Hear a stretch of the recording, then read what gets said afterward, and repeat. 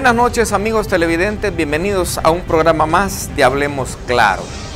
Hoy, viernes 31 de mayo del año 2019, prácticamente el último día de gobierno del FMLN hasta las 12 de la noche y el último día del mes de las Madres, mayo. Tengo el honor y el gusto de presentarles a mi invitado, el licenciado René Arene, economista, analista. Alberto Arene, la cosa. Economista, analista, expresidente de CEPA, director del programa Focos en Canal 33 y mil cosas más en el currículum, pero yo les voy a leer un poquito porque si no amanecemos leyendo el historial de Alberto Arene. Alberto, bienvenido, buenas noches. Buenas noches, Will, me agrada esta invitación, te agradezco, es un gusto saludar a la audiencia de este interesante programa y sobre todo ahora que el mismo Will Salgado, que ha sido entrevistado por tanta gente, ahora es él quien conduce. Ahora tiro la pelota, la bateo y la cacho, porque me toca hacer el programa a mí mismo, todo me toca hacerlo a mí, porque don Toño Durán, el que administra el canal, no me paga. Le trabajo de choto. Ya. Así que me toca trabajar de choto. Bueno, vamos a entrar. Este programa, quiero decirle, amigos, que por ser el cierre de año, de ciclo, de vida del FMLN, hoy a las 12 de la noche y hoy a las 12 de la noche y un minuto empieza otro nuevo ciclo de vida político del presidente Nayib Bukele. Pues este programa vamos a hablar sobre economía, vamos a hablar sobre retos, vamos a hablar sobre un montón de cosas, pero no va a ser el formato al que estamos acostumbrados, porque tengo acostumbrada a mi gente aquí a hacha, machete, cuchillo, sangre, que vean rodar orejas, cabezas, y cuando ya oyen hablar de economía dicen, ay, qué aburrido. Pero es necesario, porque no solamente un país vive de violencia, sino que también, pues, detrás de la administración de presidentes hay un macro universo que solo desde el punto de vista económico y con la experiencia de un economista como Alberto Arene, podemos llegar al fondo, podemos tener, como se llama, un punto de vista diferente. Así que no vamos a tocar los chismes, Alberto. No vamos a tocar que el ALBA ahorita lo fueron a intervenir por lavado de dinero. No vamos a tocar todas las malacatadas que han salido en estos 2-3 días. Porque han salido un montón de animaladas, pero vamos a hablar puros temas económicos. ¿De acuerdo? Está bien. Bueno, arranquemos con un análisis breve, Alberto, hablemos sobre los 10 años. Un balance sobre los 10 años de este gobierno del FMLN. ¿Cómo lo ve usted? Bueno, fue una victoria muy importante de Mauricio Funes, creó grandes expectativas y esas expectativas se fueron de alguna manera y sobre todo al final desvaneciendo. Este es un gobierno que yo creo que hizo una tarea interesante de articular una visión, una estrategia de desarrollo, aunque tardó mucho tiempo Alex Segovia, el secretario técnico, hasta que salió, pero yo sí creo que hubo toda una visión para desarrollar el tema logístico, para desarrollar la zona costero-marina, donde están los activos principales precisamente del país, puertos, aeropuertos, las mejores tierras, playas, etcétera. Pero se ve que, bueno, logró además tener un apoyo muy importante de los Estados Unidos cuando había gran expectativa y deseo de muchos de que Funes iba a alinear con Chávez, ¿verdad? Él decidió tomar una posición a favor de Lula, dijo, y Obama como referentes. Eso no le gustó al FMLN y hubo grandes contradicciones, pero eso lo llevó precisamente a que hubiera gran interés por los Estados Unidos y fue así como vino Obama acá, en su primera visita a América Latina, fue a Brasil a Chile, países que cuentan, y al pequeño El Salvador como referente de Centroamérica. Esto fue muy interesante.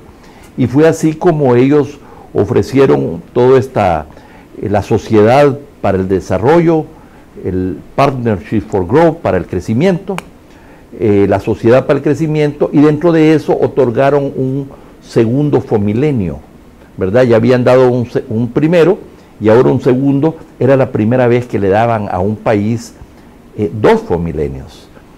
Pero además con toda una visión... Esos fomilenios eran dinero regalado prácticamente. Era dinero regalado, pero además... Para hacer carreteras de que conectaran prácticamente de frontera a frontera, fue el primero, ¿verdad? Así es, bueno, para sí, que nuestra gente sepa que... La longitudinal del norte, ¿verdad? Eso no le costó nada al Estado. No le costó nada, y por otro lado, en el caso del Fomilenio 2, toda una visión no solamente sobre carreteras, arreglar escuelas, mejorar la educación, pero también toda una visión sobre los asocios público-privados. Para un país endeudado, de bajo crecimiento, tan endeudado, pues surgió este tema tan interesante, cómo potenciar los activos del Estado que están parados. Por ejemplo, era necesario ampliar el aeropuerto que estaba sobresaturado en función de sus capacidades por más de 500,000 personas, con unas proyecciones de crecimiento, Will, de 5% anuales a partir del hub de Avianca en el país. Entonces, el primer asocio público-privado fue hacer el aeropuerto. El mismo gobierno de Estados Unidos, a través de una de sus agencias, donó los recursos, $450,000 para hacer el plan maestro. Ganó una empresa norteamericana en un proceso licitatorio transparente y competitivo, y entonces finalmente se terminó el plan maestro a 20 años para llevar las capacidades, dijéramos, de 1.6 que tenía el aeropuerto a unos 6 y pico de millones. Y eso sí iba a ser de pasajeros, de tráfico, ¿verdad? Ese es por mes. Por año. Por año, ok. Y eso se iba a hacer precisamente a través de un asocio público-privado. Ya CEPA estaba bastante endeudada. Cuando a mí me tocó estar, encontré una institución descapitalizada, endeudada, sin visión, sin cartera de proyectos, ¿verdad? O de perfiles. Entonces fue un trabajo muy importante para poder poner la institución en una dirección. El puerto de la Unión no estaba todavía concesionado, apenas se comenzaban los estudios. Pero lo que quiero decir con esto es que básicamente el presidente Funes recibió muchísimo apoyo de los Estados Unidos, que a mi juicio que no le dio continuidad, toda la continuidad este gobierno. O sea que... De Sánchez Serén. Sí, se dice que es el gobierno del FMLN, pero el primer gobierno lo conducía Funes, no lo conducía el FMLN. Sin embargo, el FMLN insiste en asumir ese gobierno como propio, así como han insistido en asumir a Funes en Nicaragua y protegerlo, etcétera, ¿verdad? No me termina eso de... Así como han decidido enterrarse, no solamente con Funes, pero también con el chavismo venezolano, ¿verdad? Hasta el final. Sí. Son de esas cosas que a veces cuesta entender. Pero lo que iba es que esa visión, que apenas se sentaron las bases en el gobierno de Funes, al final hubo contradicciones con empresarios, con todo el mundo, y me parece que ese proyecto se desdibujó, además de contradicciones con la misma embajadora de Estados Unidos, Mari Carmen Aponte, que tanto apoyó a este país. Lo mismo todo el tema controversial de los acuerdos con las pandillas, ¿verdad? Eso permitió una disminución, por supuesto, de los homicidios, que cuando ya se vio que ya no había acuerdo, pues volvieron a repuntar. Sí. En el caso del gobierno de Sánchez Serén, yo creo que eran visiones diferentes entre el gobierno en lugar de haber tomado el plan quinquenal y su ejecución, que ya existía con el gobierno anterior y que apenas se comenzaba a ejecutar, pues esto cambió, y lo que vimos fue procesos engorrosos. Esta es la hora que nunca ha habido un asocio público-privado, ¿verdad? Ni uno. En CEPA prefirieron hacer otra titularización en la que habíamos hecho antes por 58.3 millones, decidieron financiar el aeropuerto con otra titularización. Más deuda en vez de hacer rentable el aeropuerto. Más deuda. Además que en estas cosas tenemos grandes compañías internacionales conocedoras del negocio, de atraer líneas aéreas, de desarrollar, dijéramos, todo lo que es lo que se llama el real estate, o sea, los espacios que se alquilan en el aeropuerto, tiendas libres, etcétera. Hay buenos ingresos de esos. Ingresos importantes, todo lo que son las zonas las zonas extraportuarias, ¿verdad? Que son todos los terrenos que tiene el aeropuerto y que tienen los puertos también alrededor. Eso es oro en polvo en términos de una concepción de inversiones y desarrollo. Entonces todo eso, el aeropuerto se amplió en esta primera etapa, con 3 años de retraso, y por otro lado el puerto de la Unión, hay muchas evidencias que reflejan que se decidió que fracasara la concesión, ¿verdad? Porque lo dejamos listo. O sea, lo dejamos con 4 empresas precalificadas, empresas muy buenas. ¿Quiénes eran esas empresas? Esa era la empresa, por cierto, la filipina, que ganó la concesión de Puerto Cortés. Son de las empresas más grandes portuarias del mundo. Excelente, además de las más eficientes, ¿verdad? Estaba una empresa francesa llamada Bolloré, estaba una empresa chilena, y no me acuerdo cuál era la cuarta. Y desde su punto de vista, que usted había analizado e investigado esas 4 empresas portuarias, ¿cuál era la que más le convenía al país? Pues ahí habrían opiniones divididas. Algunos pensaban que era conveniente que ganara, dijéramos, la empresa filipina, porque podíamos estructurar el llamado canal seco con el puerto de la Unión, y que podía haber sido, dijéramos, o más bien lo que se llamó un corredor logístico, ¿verdad? Sí. Esa era la concepción. Algunos consideraban que la empresa francesa Bolloré tenía la cualidad de impulsar también otros temas logísticos como el tren, y además traer industria, porque ellos son productores por ejemplo, de carros eléctricos en Francia, y que entonces iban a tratar de desarrollar la industria y usar el puerto de la Unión como algo no solamente para recibir materias primas, para construir vehículos o otras cosas, pero también para exportar a los Estados Unidos y a otros países con los que tenemos tratados de libre comercio. Así que habían opiniones divididas. Lo interesante, Will, fue que estas empresas, en las relaciones con ellos, que fueron muy estrechas entre el equipo de concesiones del CEPA, con la presidencia, con el Banco Mundial, ¿verdad? La Corporación Financiera Internacional del Banco Mundial, que eran asesores de CEPA. Es decir, todo esto se va formando un proceso de confianza, de discusiones y de consensos. Y el consenso, lo que estábamos claros, es que habían 2 condiciones para que ellos participaran en la licitación. Uno, muy básico, era que el Estado se comprometiera con 15 millones de dólares en el presupuesto anualmente para poder dragar el canal de acceso, porque si no, los que participaban en los barcos de mayor calado no podían entrar. No podían, se iban a quedar ahí tratados en el lodo. Entonces, esto es muy básico. Sí. Si tú ponías tú presupuestabas este dinero, el Estado salvadoreño se estaba comprometiendo a asegurar que ese asolvamiento, como se llama, se iba a dragar. ¿Pero eso con una dragada estaría bien o tenían que estarlo haciendo constantemente? Esto se hace constantemente y se iba a llevar llevar primero hasta -10. Hay lugares donde hay montículos y hay hasta -6, -7, ¿verdad? Metros para abajo.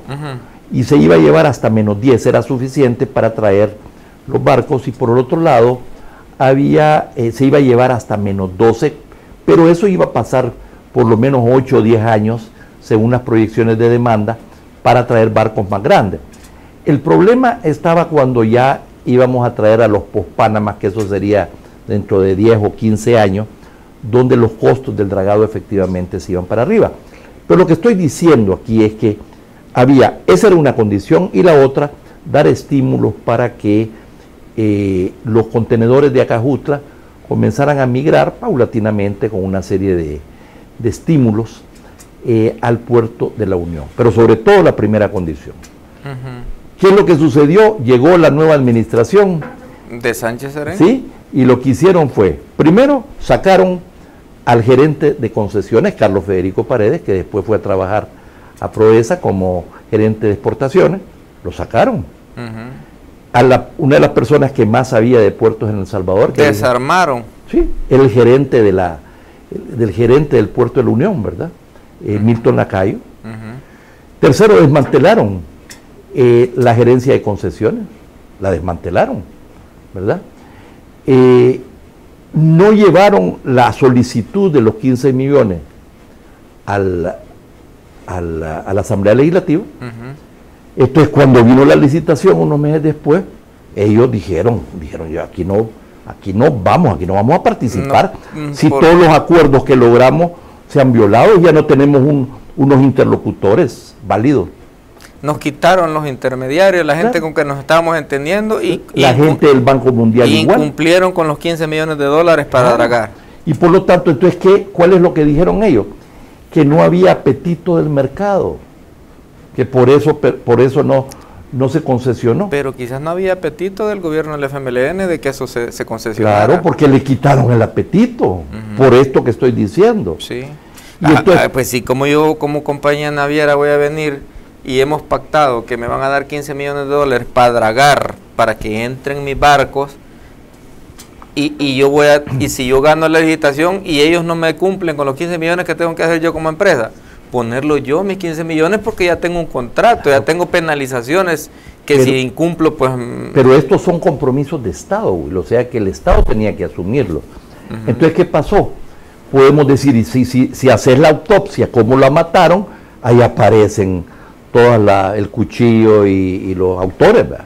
Así fue, ¿verdad? Aquí no hay donde perderse, pero lo peor fue que en lugar de la Asamblea Legislativa de hacer una auditoría de por qué fracasó el puerto de la Unión, les piden que reformen la ley, supuestamente para poderla ofrecer a una empresa asiática, ¿verdad? China o asiática. Después pareciera que fue una china, ¿verdad? A veces hablaba de una taiwanesa. Pero tenían los dos hitos, Adi. Bueno, yo no los vi, pero en todo caso, y entonces lo que hace la Asamblea Legislativa toda es reformarles la ley.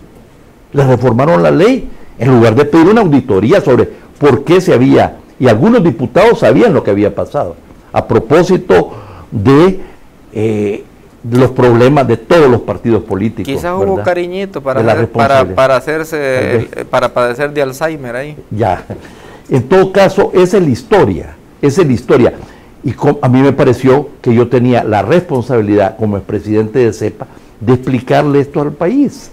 Y escribí 10 columnas en mi columna, usé 10 de mis columnas de la prensa gráfica, 2 meses y medio, con un título que se llamó Desarrollo Logístico y Portuario, respuesta al presidente de CEPA y propuesta a los diputados de la República, donde precisamente yo lo que pido es que hagan varias preguntas y varias auditorías sobre temas diversos. Esto para resumir un tema más complejo, por supuesto. Bueno, saliéndonos del tema de el balance de los 10 años de gobierno, porque si no, ocuparíamos 3 programas. Entonces, claro, ¿qué pasa? Si tú no impulsaste los grandes proyectos, si se atrasó 3 años la ampliación del puerto de la Unión, con un proceso un proceso licitatorio donde participó solamente una empresa mexicana, ¿verdad? Los demás ya no quisieron participar, con 3 años de atraso. Todavía estamos en la primera etapa, cuando tendríamos que estar ya básicamente concluyendo la segunda etapa. ¿Pero han hecho licitaciones sobre eso? Bueno, sobre la primera hicieron. ¿No hay una segunda licitación todavía? Todavía no. Porque como la ley de la LACAP dice, pues 2 declaraciones declaradas desiertas, la tercera va de dedo, ya. Y se la doy a mi amigo Amichero. Entiendo yo que fue una licitación, pero solo se presentó una empresa, cuando había mucho interés en el mercado por esta primera fase. Pero ¿y cómo se iban a presentar más? Y estaba el impasse de que no tenían los 15 millones de dólares para dragar, o sea. Bueno, pero eso fue para el tema del puerto de la Unión, ¿verdad? Sí. Bueno, entonces, ¿qué pasa? Al haber procesos engorrosos, al haber sucedido lo que sucedió con el puerto de la Unión, que estas cosas se llegan a saber, ¿verdad? Algunas dudas sobre la forma como se estaba llevando a cabo las cosas en el aeropuerto. Entonces lo que vemos es que en lugar de haber impulsado todos los proyectos que habían para la zona costero-marina, se impulsaron algunos. Eso iba a ser una fuente de inversión y de crecimiento muy importante, y vemos cómo nos quedamos en 1.52, después finalmente aumentamos a 2.5 el crecimiento del Producto Interno Bruto, y si no fuera porque las remesas familiares aumentaron, Will, precisamente cuando la economía de Estados Unidos mejoró, ¿verdad? Pues El Salvador tendría problemas muchísimo más grandes. Otro de los temas importantes es que el déficit fiscal, que más o menos ha promediado un 4% del Producto Interno Bruto, la relación entre déficit fiscal entre Producto Interno Bruto, un 4%, eso se financió con deuda pública. Y la deuda pública estaba ya estaba ya como en 65%, 64%, pero con la actualización de las cuentas nacionales, que finalmente salió la actualización, y esto es una labor importante hecha en el Banco Central con el Fondo Monetario Internacional, pues ya la deuda pública subió aproximadamente 72%, porque el Producto Interno Bruto había sido sobrevaluado. O sea, el cálculo histórico estaba la gente de mi programa está acostumbrada a que como dicen así, a sacarle los trapos sucios al sol. Están preguntando, diga licenciado, ¿cuánto se huevearon? Pero no estamos hablando de eso, sino de que va de fregar, mire, diga cuánto se huevearon. Bueno, no tengo yo información, y ese no era el punto, pero lo que quiero decir entonces es que frente a una deuda, el producto, la producción de bienes y servicios anuales se mantuvo baja, finalmente creció un poquito más, y el gasto social aumentó, pero también la gente que llevaron a los ministerios, a las autónomas. Entonces aumentó el gasto, y para financiar eso... ¿Y esa gente era necesaria que entrara o era cuota de partidos solo por darle trabajo? En el sector salud parece ser que se necesitaban efectivamente más enfermeros, más médicos, más personal de servicio, pero terminamos con problemas de abastecimiento de medicinas en muchos de los hospitales. Sí, si el dinero lo agarra para más salarios, pues de algún lado tiene que sacarlo. Entonces le tuvo que quitar a compras de medicina. Sí. Y efectivamente, y entonces por lo tanto hubo que el déficit fiscal se mantuvo, aumentó, y para eso hubo que endeudarse para financiar el déficit. Primero, imagínense, hay que sacar deuda para pagar los sueldos del montón de gente que metieron del partido. Con letes que es la tarjeta de crédito, son endeudamiento de corto plazo, máximo un año, que después limpias con el endeudamiento con eurobonos de mediano y largo plazo, ¿verdad? Entonces ese es el mecanismo. Entonces, hoy tenemos una deuda pública de 73%, pero que va a cerrar en 75% del PIB. Wow. ¿Cuánto es el tope de nuestro país? Bueno, fíjate que para países de economía abierta y que además han dolarizado, en general hay algunos especialistas que plantean que no deberíamos de tener más de 45-50%.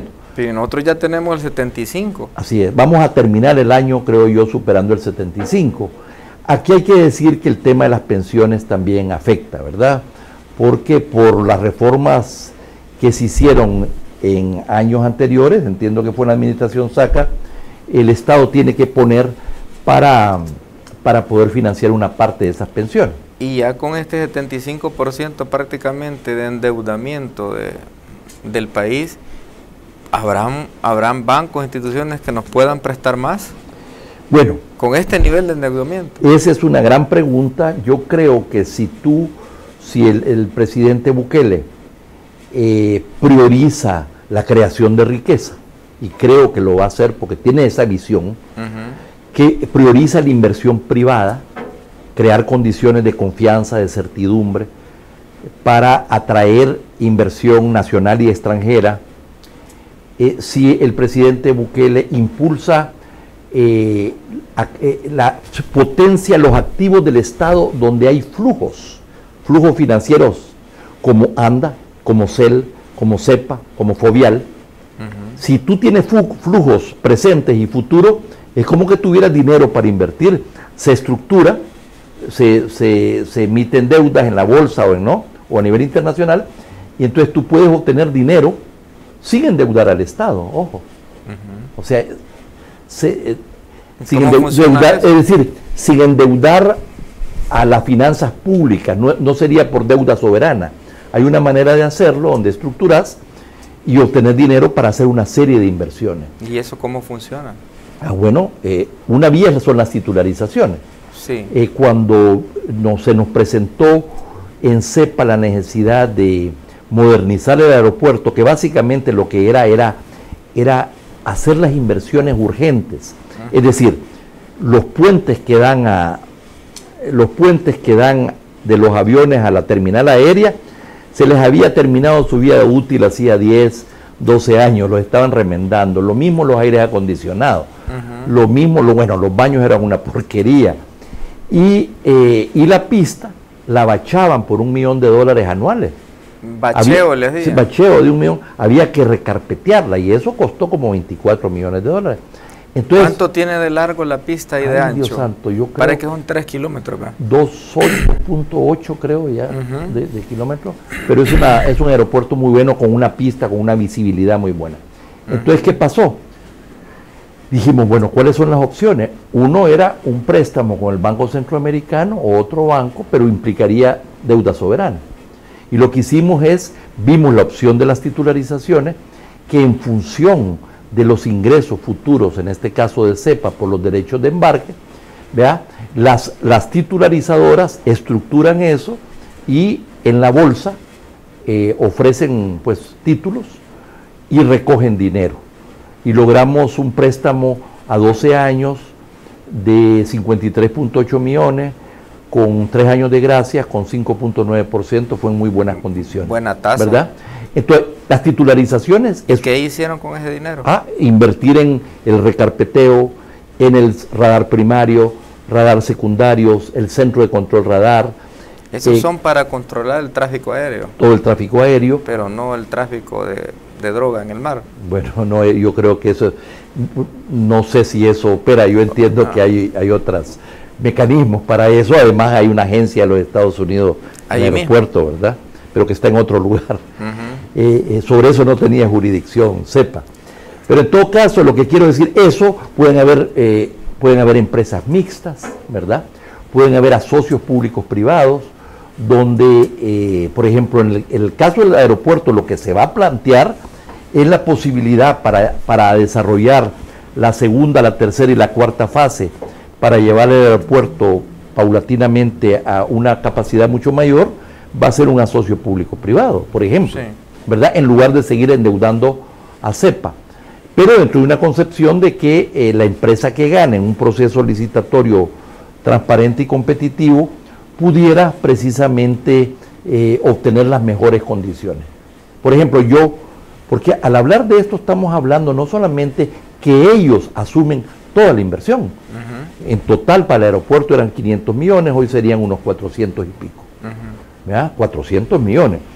Pero además significa que el volumen de tráfico, el volumen de aviones, el volumen es mucho mayor y por los negocios en general crecen y los ingresos del Estado crecerán más que si no hubieras hecho estos asocios. No sé si me explico. Sí.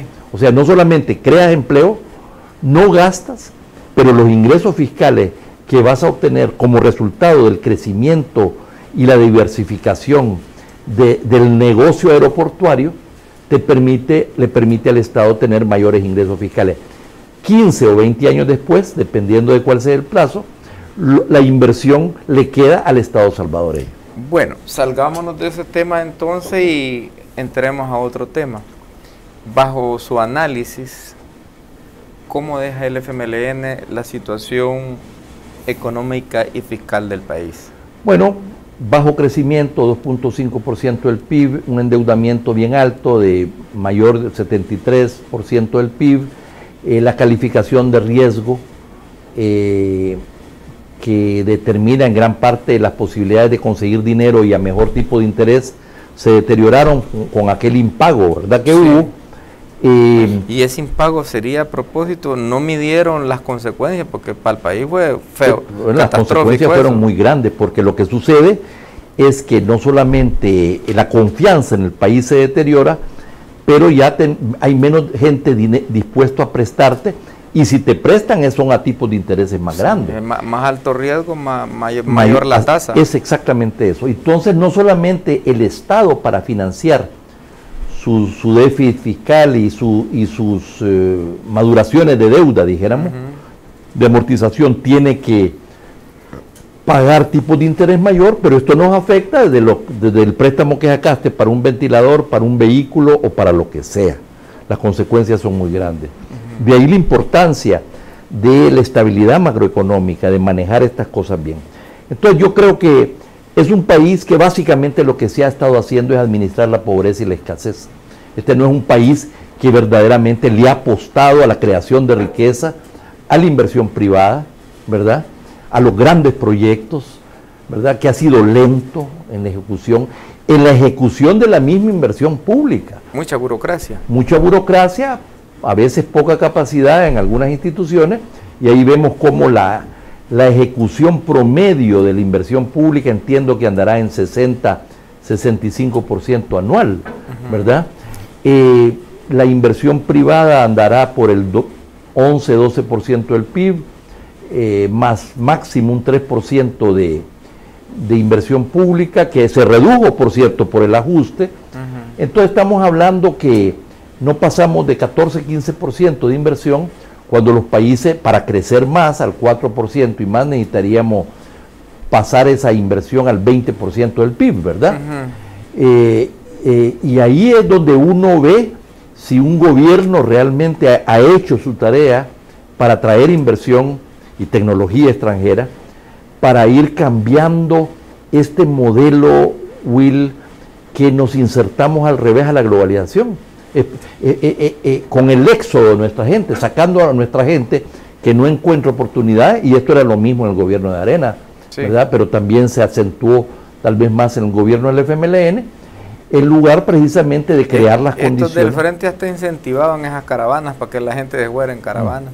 Entonces, claro, entonces lo que ves, y entonces ¿cuál ha sido el modelo? Que al sacar la gente, eso nos permite que nos manden dinero las remesas, importamos de afuera mucho más de lo que exportamos, y la diferencia se paga con las remesas del exterior.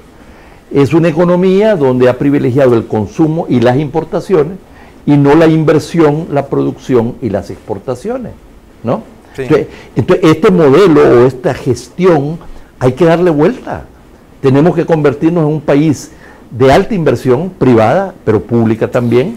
Tenemos que, solo termino la línea, tenemos que convertirnos en un país que exporta cada vez más, no solamente por nuestros empresarios, pero también por empresarios internacionales que tienen interés en El Salvador por nuestra posición geográfica, porque estamos dolarizados y porque tenemos tratados de comercio con Estados Unidos, México, Colombia, Chile, y además del mercado común centroamericano.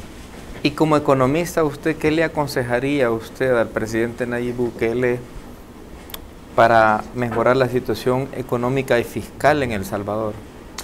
Bueno, yo diría que tiene que revisar todas esas plazas, esa cantidad de gente que no ha llegado a hacer nada, ¿verdad? ¿Usted recomienda recorte? Pues sí, y hay que ver solo que quede lo necesario. Que quede lo necesario de gente buena y capaz para la tarea a desarrollar, porque el interés público, el interés por la salud, por la educación, deben de privar, ¿verdad? Y no se vale esos rellenos. No estoy diciendo que ha sido en todas partes, hay que ver cuál, para eso hay que hacer una evaluación muy importante. Ese es un punto. Segundo, subsidios a la energía a la clase media y a veces hasta la clase alta, eso hay que eliminarlo.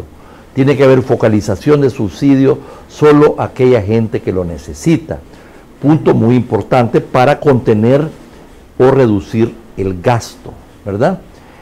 Creo, por supuesto, que debe haber una apuesta renovada en la educación desde la primera infancia, donde se define, dijéramos, las capacidades cognitivas, pero también actitudinales de un niño y de un ser humano. Esto es algo que ha estado abandonado en el Estado y que todos los organismos, y particularmente los que se dedican a estos temas, han subrayado. Eso, para decir algo, aspectos en la parte social, pero el país no puede seguir gastando sin desatar la inversión privada y la creación de riqueza. Es decir, te lo voy a poner así, Will. Si tenemos, no sé, una deuda pública que andará por los, pongamos casi 20.000 millones, 19, 20.000 millones, pero tuviéramos nosotros un Producto Interno Bruto de 100.000 millones, ¿verdad? O sea, la relación deuda-producto sería baja, pues, ¿no? Claro. Entonces, el tema aquí es cómo contenemos gastos innecesarios para no seguirnos endeudando indiscriminadamente, pero sobre todo cómo aumentamos el producto, la producción. El gobierno del FMLN y los gobiernos anteriores lo que han hecho es que para seguir gastando se han seguido endeudando, hasta llevar al país a un tope ya de un 75% del nivel de endeudamiento. Así vamos a concluir el año. Entonces yo diría que un tema es cómo vamos a contener el gasto en las cosas innecesarias, ya señalé algunas, pero sobre todo cómo vamos a pasar de tasas de inversión de 11%, 12% de inversión privada a tasas del 20% de inversión privada, ¿verdad? Eso nos va a generar más empleos más decentes, salarios, masa salarial mayor. Eso nos lleva a gente a estar en el Seguro Social, a las AFP, ¿verdad? Eso significa que tenemos que incorporar también al sector informal, al sector formal de la economía, con una serie de incentivos. ¿Y al sector informal cómo se podía atraer para incorporarlo? Este es un tema, bueno, ahí hay capacitaciones, hay un tema de asistencia técnica, de mecanismos, asistencia de comercialización, de contabilidad, para llevar contabilidad formal. Tú que eres empresario lo sabes. Sí. Pero también sé que la gente no puede pagar un contador. Así es, pero entonces, claro, pero si se va desarrollando poco a poco y viene asistencia técnica y se buscan mercados y además crédito, acuérdate que mucha de esta gente es víctima de los agiotistas. Sí, tasas altas. Entonces hay gente que cobran 10% diario. 20. Hasta 20, ¿verdad? Sí. Entonces si tú sacas al sector informal de los agiotistas y le pones acceso a créditos a 10%, pone al 10% anual, no diario. Ni diario, ni mensual. ¿Verdad? Todo esto tiene que ser una estrategia que no es que se resuelva el problema de la noche a la mañana, pero entras en ese proceso. A los pequeños y medianos agricultores, cómo se renegocia y refinancia la deuda que hay en el café, pero no para que se lo vaya a gastar en viajes, sino que para que se invierta, implica toda la supervisión. Yo creo que el otro tema importante, además de atraer muchas inversiones, pero no pensado para el mercado interno, si el mercado interno es así, sí. y si crece exponencialmente va a ser así. No, es para la exportación.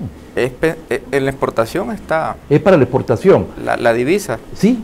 Entonces, claro, ¿qué nos va a permitir esto? Además, no solamente crear empleo decentes, esos son más salarios, más ingresos fiscales. Eso nos aumenta, nos disminuye entonces el déficit fiscal, las necesidades de endeudamiento serán menor, ¿verdad?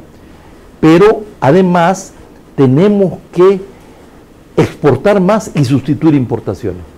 El déficit, las importaciones... ¿Y qué es lo que podríamos exportar en este país? Bueno, aparte de lo que hemos estado exportando, bueno, que son gente, ¿verdad? Mira, porque gente es lo que más hemos exportado. Así es. Bueno, mira, hay todo un desarrollo del clúster de servicios aeronáuticos. Allá hay allá ya hay inversiones importantes en Aeroman, con toda la colaboración de la Universidad Don Bosco, en técnicos especializados, pero que también ahí los forman.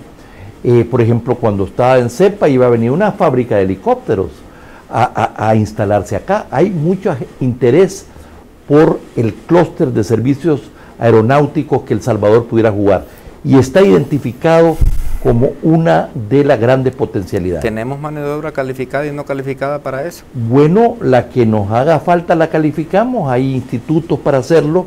También tenemos una población en Estados Unidos que sus niveles de formación profesional y técnica son mucho más altos, que podríamos recurrir también a ellos cuando tengamos déficit, y mucha gente tal vez le interesaría si tiene oportunidades de empleo, dijéramos, bueno, estable, etcétera. Ese es un rubro. Otros rubros están los plásticos, hay posibilidades de servicios para producir temas médicos, que muchas veces importan, pero también para exportarlo. Tenemos posibilidades de otras industrias. Por ejemplo, cuando yo estaba, hay una industria de luces LED, que ahora, de luces LED inteligentes, que nos llegaron a vender luces para el aeropuerto, y les dije, ¿y por qué no pensamos mejor que en las zonas extraportuarias del aeropuerto pudieran ustedes instalar su empresa para poder precisamente producir aquí? Me dijeron, lo vamos a estudiar.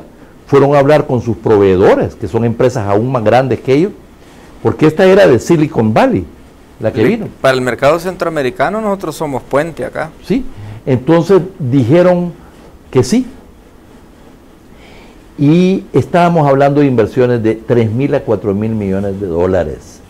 Tanto así que cuando supo el presidente Funes, le interesó y firmaron un convenio en Washington, ¿verdad?, con la empresa. Ahí aparece en la prensa gráfica, por cierto, en grandes titulares. ¿Y sabes qué, Will? No sucedió nada. Nada. Fue más el show. Pero a la hora de los cúbules, de darle seguimiento, no se hizo nada. Y así como esta que te estoy contando, hay muchísimas otras historias de empresarios que han venido con interés por lo que dijimos, posición geográfica, dólar y tratados de libre comercio. Esta empresa norteamericana dijo, voy a comenzar a producir las lámparas LED para exportar a Estados Unidos en primer lugar, y luego a América Latina, usando además el hub que tenemos acá. ¿Y a estas empresas no les afecta el salario mínimo que tenemos nosotros para la mano de obra? Bueno, para ellos este tipo de salario puede ser bajo en relación a lo que pagan en Estados Unidos, o sea, reducirían costos importantes, aunque es una mano de obra, por supuesto, que recibiría salarios mucho mayores de los que tenemos acá. Pero te estoy dando ese ejemplo para decirte, sí se puede, pero aquí los porque los maquileros siempre andan buscando donde el salario mínimo es más bajo. Más bajo, ¿verdad? Para tener mayor utilidad. Depende mucho del tipo de maquila. Hay maquilas con mayores valores agregados, mayores composiciones. Por ejemplo, aquí la industria LED, somos los productores de camisas y camisetas para los colleges de Estados Unidos. Se producen acá.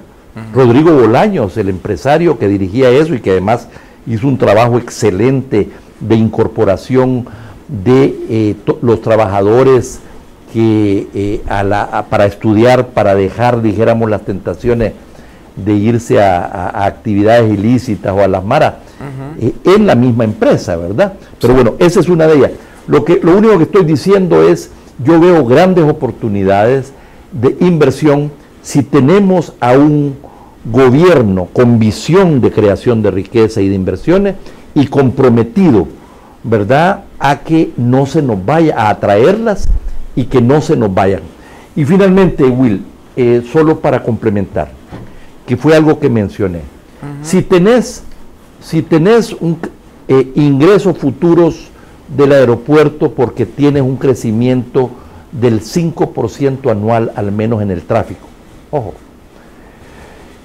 esto es un aeropuerto muy atractivo para tener una licitación, estructurar un asocio público-privado y que compitan las empresas de primer nivel mundial, así sería, y que gane la mejor, y ellos van a encargarse de realizar la segunda, la tercera y la cuarta etapa con una inversión de 400 millones en el aeropuerto, y el Estado no tiene que gastar nada. ¿Y el puerto de Cutuco está en alguna posición estratégica para la conexión con diferentes países? El puerto del Cutuco fue concebido por los japoneses cuando nos asesoraron como el puerto de la Unión Centroamericana, y de hecho le cambiaron del nombre. Yo sé que los migueleños que dicen Cuco, ¿verdad? Que ustedes no dicen el Cuco, solo dicen vamos a Cuco. Pero se quedaron diciendo el puerto de Cutuco, yo entiendo. Pero le cambiaron el nombre, Puerto de la Unión Centroamericana, porque fue concebido para atender las necesidades logísticas de El Salvador, Nicaragua y Honduras, ¿verdad? Pero nunca hicimos la tarea. En primer lugar, los japoneses dijeron, hay que desarrollar la zona oriental del Salvador, cosa que nunca se hizo. Y en el plan de desarrollo que hicieron para eso, ¿qué había como planes de desarrollo para Oriente? Fíjate que los japoneses hicieron un plan, y sobre todo entiendo yo que cuando estaba la Comisión Nacional de Desarrollo, y han actualizado ese plan. Tú como líder político migueleño, creo que sería interesante que hables con los japoneses, con JICA, sobre este plan, que se debe de conocer, y el tema es cómo se ejecuta ese plan, porque los japoneses lo han estudiado bien. Entonces hay que desarrollar la zona oriental para que haya carga, porque es muy difícil concesionar puertos sin carga, y ese es parte del problema del puerto de la Unión, además del tema del asolvamiento.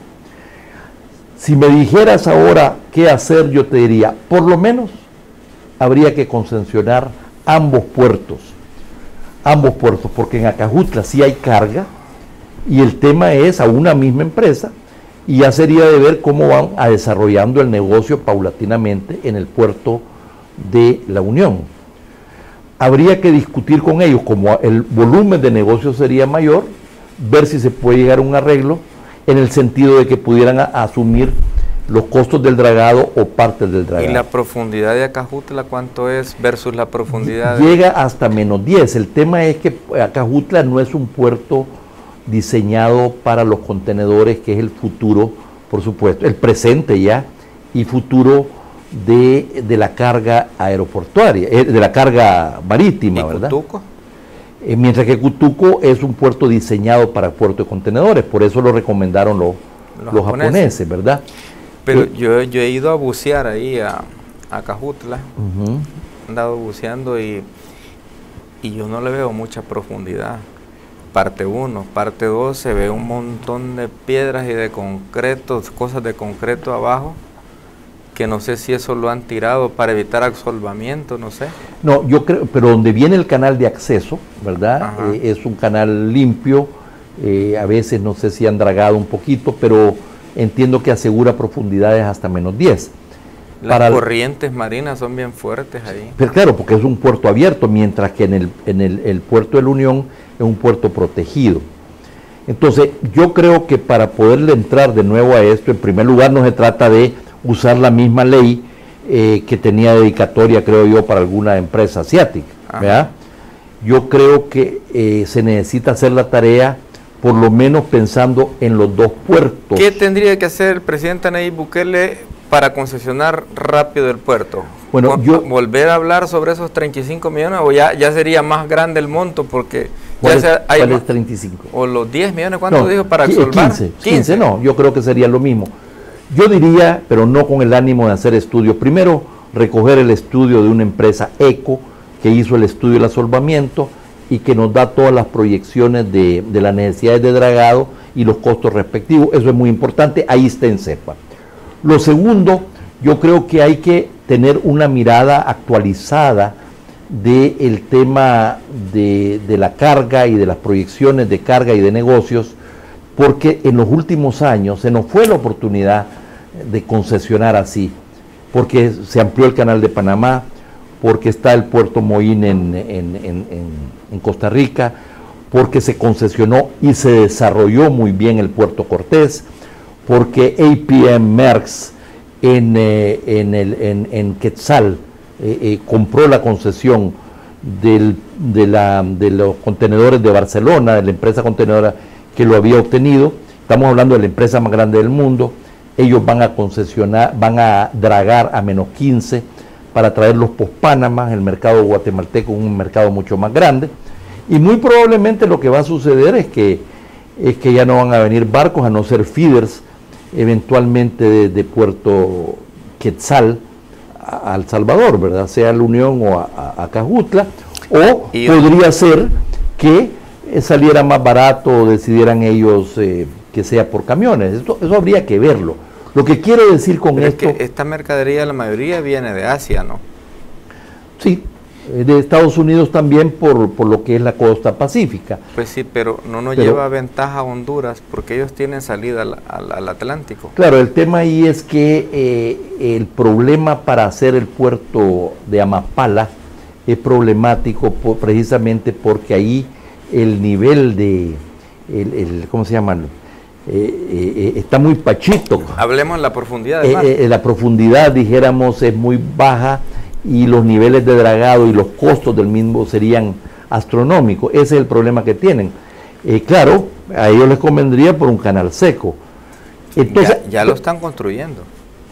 No, ellos han construido la carretera, ¿verdad? Sí. Pero claro, pero si armaran si pudieran construir el puerto de Mapala, con eso lo asegurarían y ya no necesitarían de nuestro puerto. Pero lo que voy a ir con tu pregunta es, yo haría una actualización de estudio buscando a las mejores cabezas del mundo, ¿verdad? De 3 continentes o de 2 continentes, para hacer una actualización de situación. Y en base a eso, decidir si se concesionan ambos puertos o si se hace un puerto seco, ¿verdad?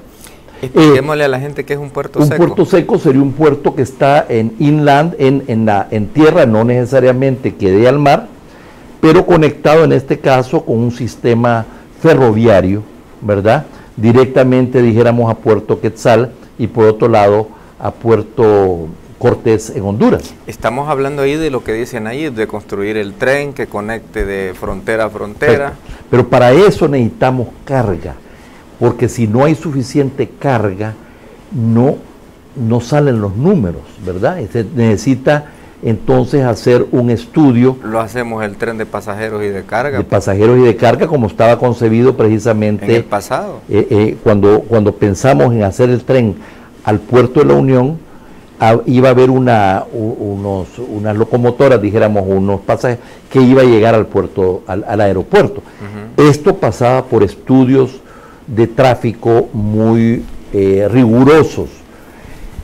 Digo esto, sí, pero si crecemos a tasas del 2.5... ¿Pero por qué estudios de tráfico rigurosos? Si el tren viaja en línea recta, ¿no? No, pero me refiero a la carga. El tema es... el tráfico de carga. El tráfico de carga, ¿verdad?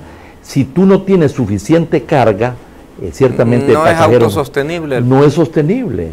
Y ahí está el problema, ¿verdad? Ahí está el problema. Y también no le prestan el piso si el proyecto no es sostenible. Así es. Usted no comprueba que el proyecto... no habrían, dijéramos, de estos serían a socios públicos privados, concesiones, no vendría la inversión privada. Por eso es que la actualización del estudio... El secreto está en conseguir carga.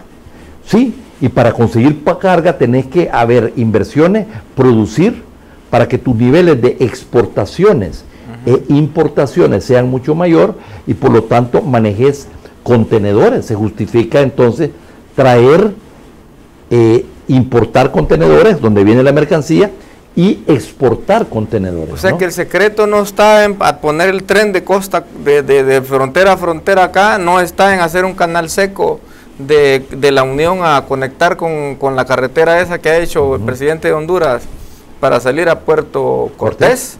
Está en primero conseguir carga. Primero desarrollar la carga. Pero para eso hay que concesionarlo.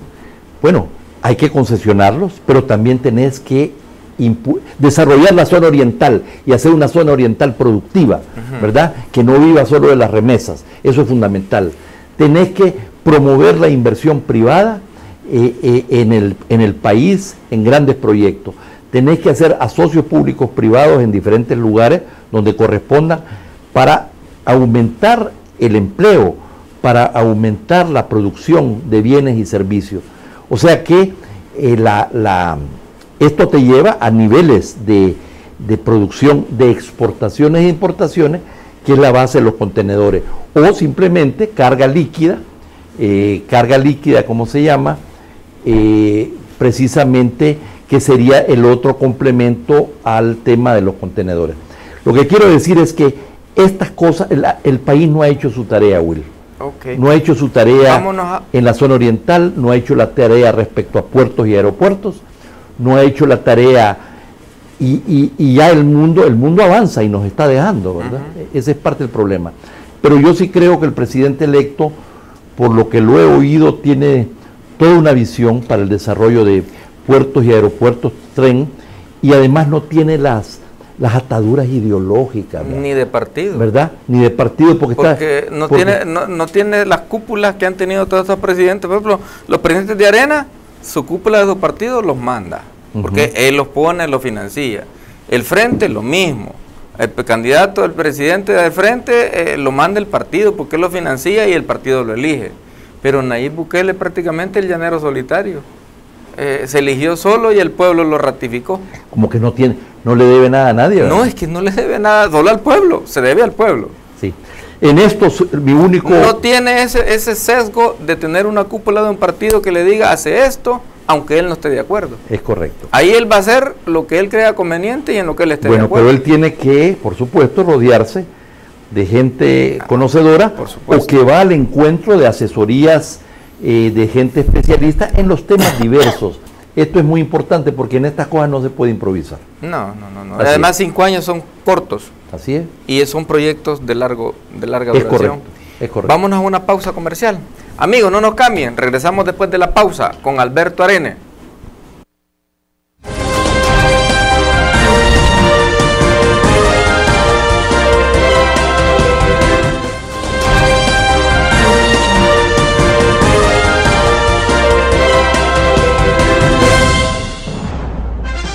Gracias amigos por continuar en sintonía de su programa Hablemos Claro. Yo sé que los temas económicos a veces cuando no se sabe mucho de economía se queda uno en la luna.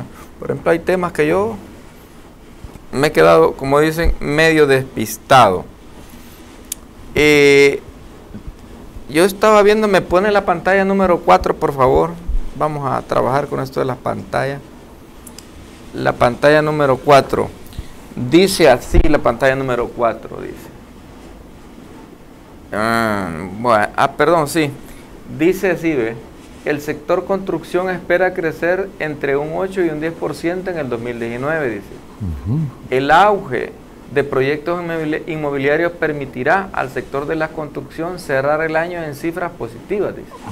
Una tendencia que se prevé se mantenga en el 2019.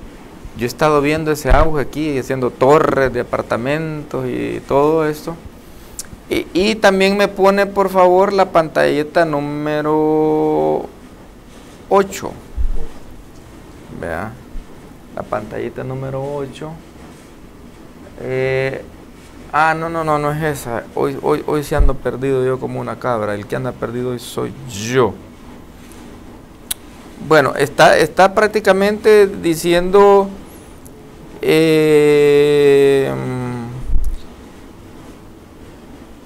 dice que El Salvador es la economía 16ª, dice, de Latinoamérica, dice. O sea que nosotros somos el número 16 de Latinoamérica y el Caribe, y son 20 países, o sea, incluyendo a Haití y a Cuba. O sea, no sé, y yo creo que solo estamos sobre Haití, sobre Nicaragua y tal vez sobre Cuba. No sé sobre qué otro país podemos estar. Sí, efectivamente, pues no sé si sobre Cuba, pero ciertamente sobre Haití. Y bueno, hay un montón de islas pequeñitas que producen pocas cosas, ¿verdad? Que son del Caribe. Esto tiene que ver, Will, con lo que estábamos hablando precisamente. Si un país un país no tiene niveles altos de inversión privada y pública, pues entonces no crece. Y entonces de lo que se trata es de crear las condiciones, ¿verdad? De incentivos, de confianza, de certidumbre, para que la inversión privada nacional y extranjera venga. Ese es el tema. Bueno, yo sé que en temas económicos, pues el tema de la inseguridad es más político que económico. pero me ayuda ahí con la pantalla 1, por favor. Pero también eso influye para que venga inversión. Así es. Porque si un país es el más peligroso del mundo, ni turismo quiere venir, pues. O sea, por ejemplo, ahí dice, ¿ves? La pregunta es, ¿han bajado los homicidios durante el gobierno de Sánchez Serén? Dice que los homicidios del 2004 al 2009, el periodo del presidente Saca, hubieron 17.612 homicidios, dice, en los 5 años. Dice que en los 5 años de Mauricio Funes, 2009-2014, hubieron 17.465, o sea, más o menos igual. 147 muertos menos. Vea. Pero en el gobierno de Funes, 2009-2014, se hizo la tregua y aumentaron los desaparecidos. Sí. O sea, se maquillaron los muertos, diría yo, ¿verdad? Porque se hizo la tregua y se aumentaron los desaparecidos.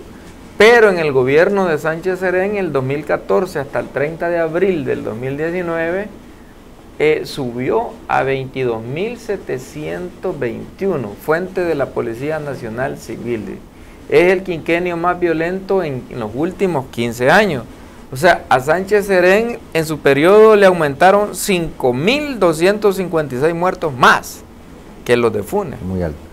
Fíjense que en el 2015 llegamos a liderar el homicidio en el mundo con 105 homicidios por cada 100.000 habitantes. La Organización Mundial de la Salud dice que cuando se llega ya a 10 por cada 100.000 habitantes es considerado ya una epidemia social. Y nosotros llegamos a más de 10 veces ese número.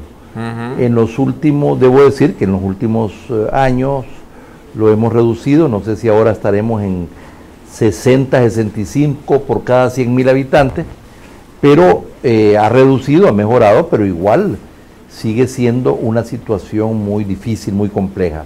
Pero fíjate, Will, algo que tú decías, con esto no pueden haber inversiones, pero por otro lado, si no hay inversión y creación de empleos, los jóvenes las únicas opciones que tienen es o irse a las maras, o ser reclutados por las maras, o emigrar o meterse al sector informal. Si solo producimos, si hay 60.000 jóvenes que lleguen al mercado de trabajo anualmente y solo producimos 6.500 empleos, ¿verdad? Imagínate la cantidad que queda afuera. Y muchos de esos empleos no son decentes, son empleos de bajos salarios, etcétera. Eso significa que tenemos que, parte de la estrategia de seguridad es también la estrategia económica de crear empleos y oportunidades a la gente. Bueno, pero definitivamente se tiene que armar una buena estrategia de seguridad. Así es. Con el nuevo ministro, el nuevo director de la policía, porque ya es epidemia, como dice usted. Estamos hablando de una cantidad de muertos, prácticamente si hablamos de 17.000 más 17.000, estamos hablando de 34.000. Casi 60.000 en los últimos 15 años. Imagínense, ya casi vamos a superar la cantidad de muertos en la guerra. El Salvador es una tragedia y ese es parte del problema. Fue una guerra que nos dividió, que nos desangró, que murieron 75.000 compatriotas, y ahora en la posguerra, si la contamos todos, los asesinados, ya estamos llegando a los mismos niveles. Bueno, vamos a abrir el teléfono un poquito para que el pueblo le hable y le haga alguna pregunta. ¿Está de acuerdo? Claro que sí. Ok. Bueno, solo pongamos los teléfonos del estudio porque lamentablemente mi teléfono, la batería ya me tronó. Y ahora pues en mi casa, donde me quedo a dormir aquí en San Salvador, la chulada de mi hijo, no sé quién, me llevó el cargador del teléfono. ¿Sí? Entonces no pude cargar mi teléfono. Así es que hoy me quedé sin batería y no tengo batería pero vamos a recibir. ¿Y a dónde van a llamar? A llamadas al estudio. Al estudio. Vea, buenas noches, ¿de dónde habla? Buenas noches, ¿de dónde habla? Le saluda Jorge Molina, le saludo de Merliot. Merliot, ¿qué desea consultar, amigo? Bueno, yo soy una persona emprendedora. Yo le trabajo a la CEPA y me gustó la administración del licenciado Arenes. La verdad que llegó a hacer muy buenas cosas a la CEPA. Y bueno, hasta donde me di cuenta llegó a ordenar todo allá, ¿verdad? Y la experiencia que él tiene para manejar ese aparato de Estado me parece, y lo felicito, licenciado Arenes, es una gran persona, tiene conocimiento de todo eso y es una persona que en algún tiempo creo que puede sacar adelante esas situaciones que todavía existen. Vale, muchas gracias, amigo. Gracias. ¿Y no es familia suya este año? No, que yo sepa. Estaba arreglada, no estaba arreglada la llamada. Ni sabía que iba a venir. Pero bueno, le agradezco sus palabras. ¿Lo recuerdan bien en su administración? ¿Cuánto tiempo estuvo usted dirigiendo 2 CEPA? años y 3 meses. Y llegué en la segunda mitad del gobierno. En la segunda mitad del gobierno. Tenemos otra llamada. Hola, buenas noches. ¿De dónde habla? ¿Aló? ¿De dónde habla, amigo? Muy buenas noches, de Sensuntepeque. Sensuntepeque. Sí. Dígame, ¿qué desea consultar al licenciado? Sí, bueno, siempre he admirado al licenciado Arenes como profesional, como analista, y me llama la atención, pues, si no sé si le pidieron la renuncia o qué pasó cuando él estuvo al frente de CEPA, pues, no tener clara, pues, el punto de vista del expresidente Funes, si tal vez disintieron, pero yo realmente, para mí, yo lamenté que él se separara de CEPA, pues, y me gustaría conocer, hoy que ha pasado el tiempo, qué fue lo que ocurrió. Muchas gracias y buenas noches. ¿Lo renunciaron o renunció, licenciado? No, me sacaron. El presidente Funes me sacó 2 meses antes de que concluyera su administración. ¿Pero es porque usted no quería concesionar el puerto o porque él no quería concesionar Él el puerto? dijo que tenía que ver con un tema del puerto y de un tema de unas regulaciones migratorias, ¿verdad? Eso es lo que dijo él. Que el de CIGET lo cambió 1 mes o 2 meses antes de irse también, solo para que le diera el canal 11 a una institución. ¿Verdad? O sea, este es un tema que... pues, necesitaban gente que estuviera dispuesto a hacer lo que... Ese tema es un tema complejo que no se ha conocido, pero que tiene que ver con él y el señor Mecafé tenían interés en impulsar unos escáneres. Sí, él andaba en esos negocios. ¿Verdad? Para medir supuestamente, por razones de seguridad del Estado, dijeron, para medir retina, para analizar la retina y reconocer a los malacates, como dirías tú, supuestamente. O para ver si trae fiebre amarilla. Entonces, eso para migración del aeropuerto y de los puestos fronterizos, ¿verdad?, de migración. Entonces, ese era un tema. Querían que CEPA comprara... ¿Y usted se opuso? ¿Usted vio no viable el proyecto? Por cierto, con el fiscal anterior, que era su gerente de CEPA, se hizo el estudio, se demostró que esto que no había base legal para que CEPA se metiera en temas migratorios y menos de seguridad migratoria. Ese era un primer aspecto. Esta es la primera vez, esto es en exclusiva, estoy diciendo porque esta es la primera vez que estamos hablando de este tema. El segundo aspecto era que si tú con derechos de embarque, que eso es el dinero que los pasajeros que van a volar pagan para salir, ¿verdad? Los derechos de embarque. Si tú con derechos de embarque financias temas de seguridad aeroportuaria, la Organización Internacional de Aviación te quita los permisos para operar el aeropuerto. Esta era la segunda consideración. Primero, violabas la ley nacional. Segundo, violabas la ley internacional. Pero usted que cerraban el aeropuerto. Pero usted violó la ley más principal. ¿Cuál es esa? No le dejó hacer el negocito a Mecafé. Entonces, eso es un segundo. Tercero, si una parte de los ingresos, ¿verdad?, de los ingresos futuros del aeropuerto, te los agarraban para comprar porque iba a estar amarrado que en función de la cantidad de pasajeros, así te iban a cobrar una parte supuestamente para financiar los benditos escáneres de retina, ¿verdad? Y no solamente para aeropuertos, sino que para todos los puestos fronterizos. Entonces eso implicaba que se apropiarían de los ingresos del aeropuerto futuros, y ya no podrías honrar la deuda de CEPA. Ojo, la delicadeza de esto. Por supuesto, esto era ilegal, esto iba en contra de los intereses de CEPA y del Estado y del pueblo, y yo me opuse a semejante barbaridad. Entonces, fíjate bien, entonces decidieron sacarme, ¿verdad? Se debe a eso. Entonces llegaron a Hugo Barrientos, para llevar precisamente estos proyectos. Para que en 2 meses... ¿verdad? En 2 meses, al final, corriendo. Y ya la Junta Directiva de CEPA, que yo les había informado a varios lo que estaba sucediendo, porque a mí me tocó lidiar con esto solo. Yo pude haberlo llevado a la Junta Directiva y limpiarme, zafarme a parecer bien, ¿verdad? Yo no iba a llevar a la Junta Directiva algo que era ilegal y que implicaba un desfalco a la institución y al Estado, ¿verdad? De hecho, la Corte Suprema de Justicia y la Sala Constitucional les declaró inconstitucional un cobro de unos escáneres que habían puesto en la frontera. Sí. O sea, de acuerdo, ya me acordé de eso. Pues sí, pero imagínate, inconstitucional.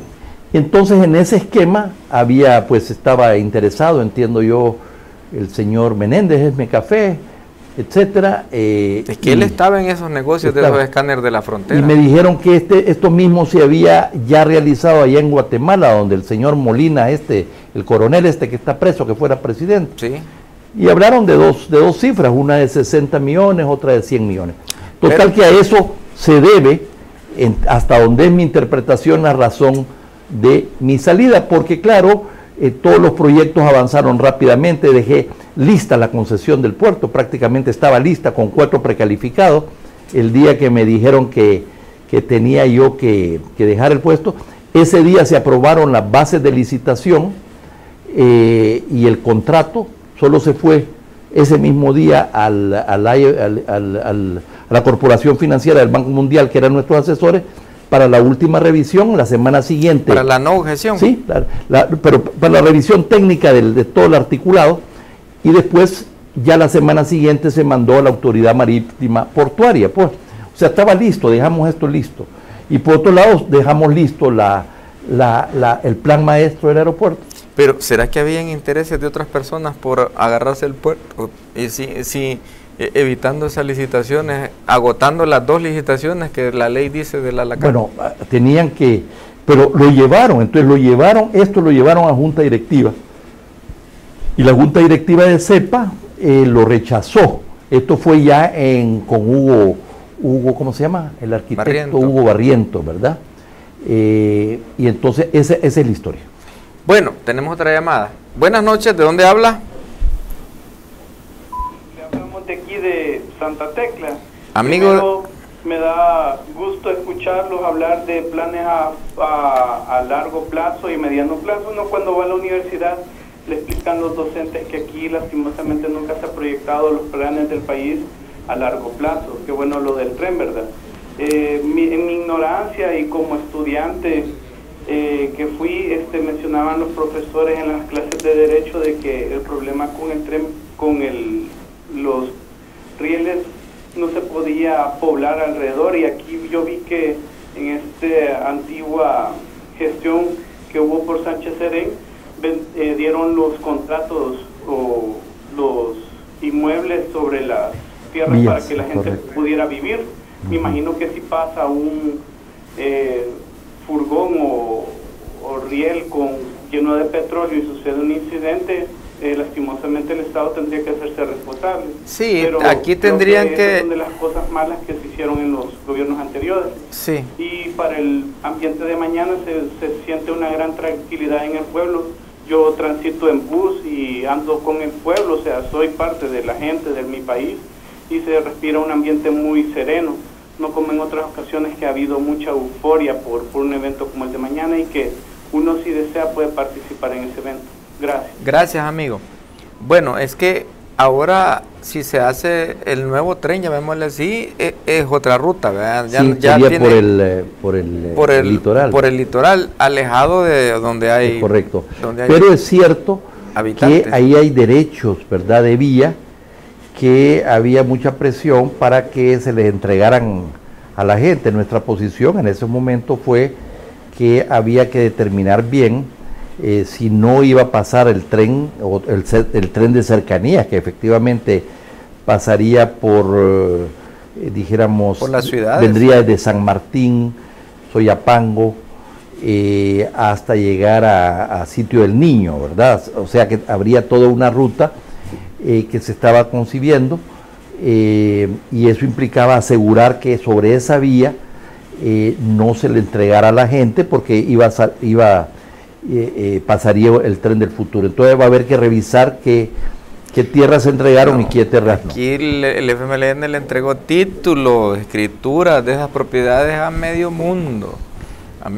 O sea, no creo que haya un espacio que no hayan dado escrituras. Hasta salía Funes y Sánchez Serén alardeando que daban 3.000, 2.000 escrituras. O sea, el interés público de la mayoría, y sobre todo en estos grandes proyectos, no puede estar supeditado a intereses particulares, aunque sea de las comunidades. Ahí previó el interés político sobre el interés público. Así es.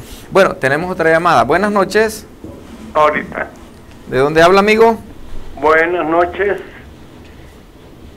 Buenas noches. Muy buenas noches, Alberto. Buenas noches, Will. Buenas noches.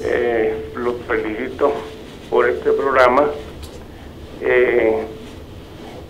En relación al puerto de la Unión, realmente no se ha podido concesionar porque los posibles clientes se han dado cuenta siempre de que ese puerto está hecho en una parte que no va a funcionar nunca. Si todos los ríos del Salvador que ensolvan ese puerto todos los inviernos, y todos los ríos de la parte baja de Honduras, le hace Guacorán, Pespire, incluso el río ese que inunda Tegucigalpa, viene a desembocar allí, y todo eso produce un absorbo todos los años, y hay que estar invirtiendo a ese puerto cantidad de millones todos los años. ¿Qué concesionario va a querer administrar ese puerto si el futuro solo está en los barcos grandes, no en los pequeños? No es futuro, sino ya, ahorita, solo barcos pequeños. Alberto debería de saber eso, porque esa es la verdad por el cual no se ha concesionado ese puerto. Está en un lugar inadecuado. Bueno, gracias, mi hermano.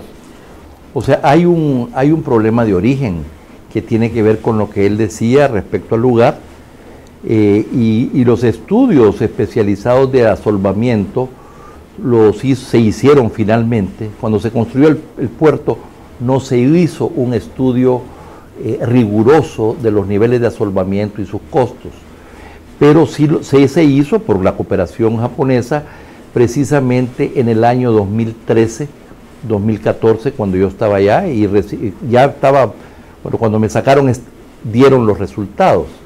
Entonces, este es un tema complejo, pero yo no diría que a eso se debió que no se haya concesionado. Se debió, sino a lo que explicó ya anteriormente. Se debe a lo que expliqué. Pero entonces yo estoy casi seguro que se iba a concesionar el puerto, porque se crearon las condiciones, aún dentro de circunstancias muy difíciles.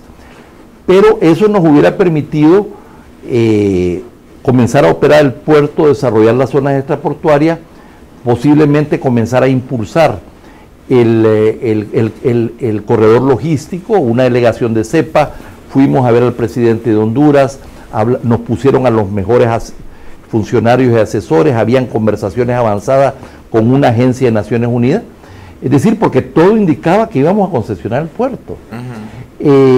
Hubiéramos podido avanzar hasta por supuesto a menos 10 metros, Sí. y luego hubiera pasado una década hasta que hubiéramos llegado a los menos 12, pues. Eso Cuando nos hubiera, habla de menos 10 es profundidad es 10 de profundidad, ¿verdad? Con barcos más grandes. Con eso hubiéramos atendido la demanda.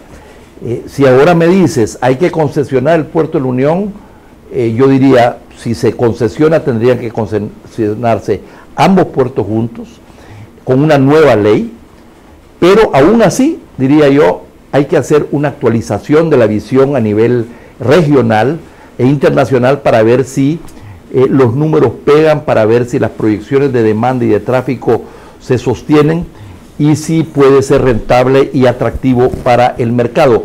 No me iría, dijéramos, ciego, con un acto de fe, a la concesión, porque las condiciones han cambiado por las razones que yo expliqué ya. Bueno, tenemos otra llamada. Buenas noches, ¿de dónde habla? Hola. Hola. Ok, muchas gracias. ¿De dónde habla, amigo? De La Libertad. Dígame, amigo, ¿qué desea opinar? Bueno, yo quisiera saber si el señor Arenas puede explicar cuando en su gestión contrató más de 33 asesores y que no dejaron nada en la cepa. O los 22 o más de 20 viajes, 22 viajes que hizo, ¿verdad? Y se supone que con fondos siempre de cepa. O la contratación de una venezolana como asesora de imagen que ganaba como $10,000 mensuales, ¿verdad? Porque a veces, Will, nosotros vemos en la televisión un montón de analistas que han estado en el gobierno y no han hecho nada, pero ya cuando están fuera empiezan a dar recetas, ¿verdad? Entonces yo creo que es bien contradictorio. Muchas gracias. Bueno, vamos a hablar sobre eso. Vamos a ver, el tema de puertos y aeropuertos es un tema sobre lo cual hay relativamente poco conocimiento. Aquí no nos inventamos el conocimiento sobre eso. Hay que ir al encuentro de asistencia técnica internacional porque son temas muy especializados, ¿verdad? Entonces, eso llevó efectivamente a mucha cooperación técnica que logramos, nos priorizó el BID y salió en el periódico todo lo que es el plan quinquenal que el BID apoyaría CEPA, las agencias de los Estados Unidos, agencias españolas, los alemanes estaban muy interesados. Y por el otro lado nosotros llevamos toda la concesión, por ejemplo, de todo el tema de la modernización del aeropuerto y las inversiones de los 58.3 millones de dólares, para eso se le pidió a Naciones Unidas que fueran ellos los que organizaran los procesos licitatorios y también la asistencia técnica. Y eso llevó precisamente a que hubieran asesores extranjeros especializados en la materia. Además, y por eso se tuvo que gastar en esto. Esos son gastos absolutamente justificados.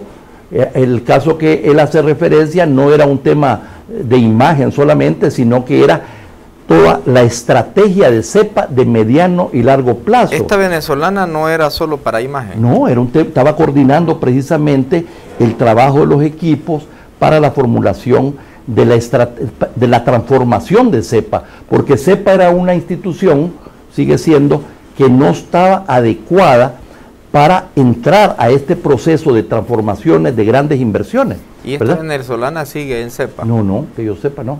No. O sea, estuvo y fue contratada por UNOPS, que es una de las agencias precisamente de Naciones Unidas.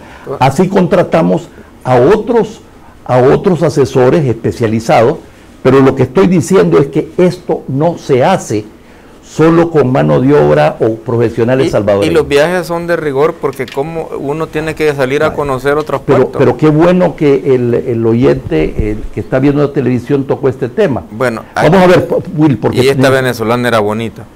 Pues habría que ver qué decía la gente.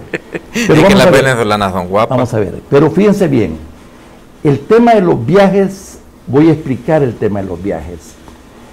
El Banco Mundial nos recomendó, nos dijo en el análisis, y coincidimos, de que la ley que se aprobó en septiembre del 2011, 2 o 3 meses antes de que yo llegara, era una ley mal hecha, que no era competitiva, que tenía una serie de problemas. O desfasada. Sí, desfasada.